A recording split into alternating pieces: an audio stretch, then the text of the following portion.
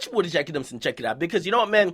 Let me tell you this, man. 2015 will be remembered for a lot of shit. Like, what happened in 2015? Meek Mill's career might be dead, right? We could think about Slim Jesus. He basically was the realest nigga one day and then admitted he was a bitch the next. Then we could think about people like Post Malone. Kind of looks like an industry plan. And believe me, that's a very internet word. Not only that, we could think about a lot of shit, but one of the main social issues that's not really rap, but it bled into rap is, man, police brutality. Okay, here's the problem, right? I'm gonna just lay it down simple, right? Everybody wants to be a nigga, but not really be a nigga. Let's be honest. Come on, man. Like, you hear these white rappers, and we have a ton of white rappers. I love some white rappers, believe me, okay? I love all rappers, okay? I don't give a fuck if you're white or black, but we know what the game that's being played, right? For example, these rappers, they'll adopt the style. They be rapping they'll be even rapping about the same shit a black rapper raps about. The struggle, right? The fucking bando, the fucking inequality. But you get to realize that outside the music, it's not really the same. Because if one of these white rappers who kind of claim they're down with black people, right? They've been rapping and kind of trying to pander to the black audience to get that crowd.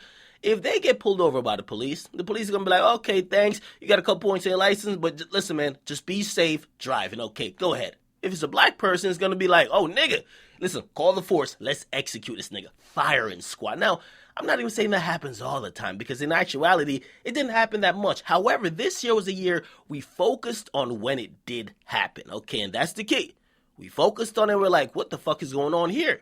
Sandra Bland, right? Right? We're looking at that like, Shraggy? We're looking at Mike Brown. We're looking at the other situation like South Carolina. We're looking like, yo, something's not right, right? Even Eric Garner, we're seeing that black men, they're not getting treated too well. And I'm saying, I'm not going to say all the time, but in those cases, there is reason to raise an eyebrow. So, because of that, it's actually bled into music. And that's the reason why with rap music especially, it's very culturally connected, right? It's not just in a vacuum you're making music, because a lot of times people get into rap to not only express the frustrations of their situation and also their environment, but also kind of express culture and what's going on politically through music. So when you see a bunch of white rappers hop in the game, they're all rapping about the same fucking shit. Getting high, fucking beaches. They're rapping about a bunch of nonsensical shit. And then you see a bunch of black rappers who are now saying, no, whoa. We got to start talking about what's going on in Ferguson. We got to start talking about what's going on out here for real.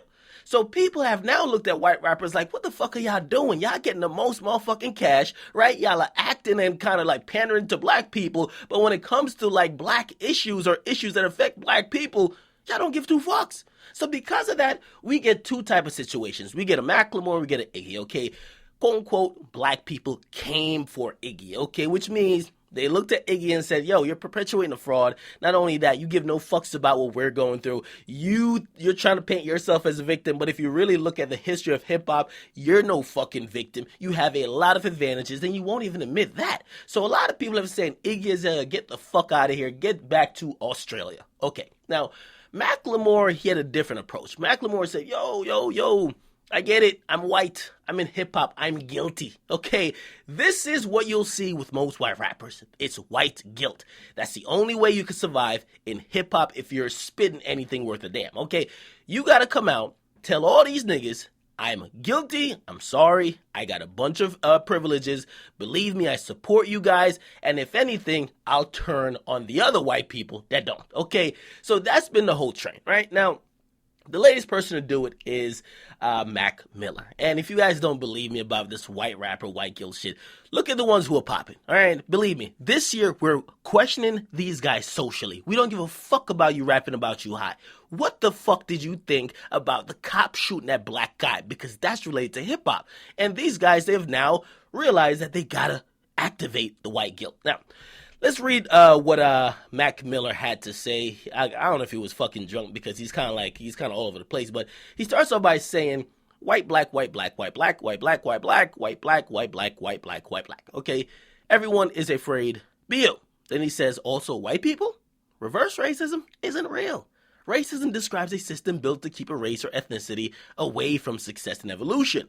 Then he continues, we are all not the same. We're all different cultures, and all of them beautiful. The whole, quote unquote, everybody is the same is weak. Dear white people who listen to rap music, what have you done for the Black Lives Matter movement? Now, I don't know if that was like sarcasm or if he's being sincere, because I'm like, bro, you're white. How about you tell us what you did? Anyway, now he continued by saying, I don't know why I got serious there. Back to fart jokes and raps about drugs, because obviously I don't think about this world's future. Then he says, just don't forget about the ridiculously large amount of humans who are down to have Donald Trump be president. There's work to do, okay? I love when people just say there's work to do, and I'm like, what the fuck work are you doing? What are you doing, okay?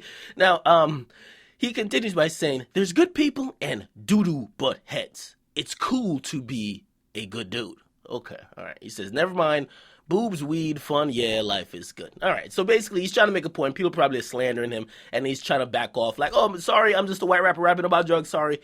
Now, somebody else says to him, you're making it seem like music is dividing race now. Music is supposed to unify, not separate. Then he says, music is something bringing people together for sure. But just because we listen to rap music doesn't mean we get it. And that's that key tweet right there. We love it, and when I mean we as niggas, okay, we love when we love when white people actually, we love when white people just admit like, yo, listen man, I got all these goddamn privileges and I feel bad about it. And that was the tweet that he did it in. Okay, so let's just keep going up. Can I find another relevant fucking tweet? Okay, the drugs kicked in. He's not talking about shit afterwards. Okay, the fucking shrooms or whatever he's on, he kicked in, so he's not really saying anything. Anyway, pretty much, we see what it is. Right, I mean, Mac Miller, he's a white rapper, right? He's in rap music, which is centered around black culture, and it's only so long you could keep like rapping about fucking drugs and fucking white bitches without actually addressing something that people care about, especially black people. So a lot of people are getting questioned, a lot of people are getting ran up on, quote unquote, and they have two choices. Are you going to be the Iggy Azalea, where you kind of say, why am I the victim? Why me? Why me? Or are you going to do the Macklemore route? The Macklemore route says, yes, I'm fucking guilty. I'm sorry. I'm white. To be honest, I co-sign all you guys. Whatever you guys say is true. There is no reverse racism. These white motherfuckers is racist, just not me. I co-sign you, okay? And we get to realize it's a way how to be accepted without confronting a lot of issues, okay? They just co-sign what the black audience say without adding to it. I'm not saying he has to go against it, but at least add to what's going on rather than just only say, oh, okay, I agree. You know what I mean? Because we see that oftentimes with the liberal media. The liberal media does kind of the same shit. They're like, oh, well, we're not going to, even though we're white, and black people are saying white people are doing it, let's just kind of take ourselves out of it by just saying, oh, we agree with y'all. That's it. No more addition to the conversation. So I would like to hear a little bit more from Mac Miller. But, I mean, these guys are musicians. You can't expect too much. But when they do try to offer something, I do look to see if they're offering anything of substance. Get a comment box. Make sure you guys like. Definitely subscribe to Akademiks, man. I'm out.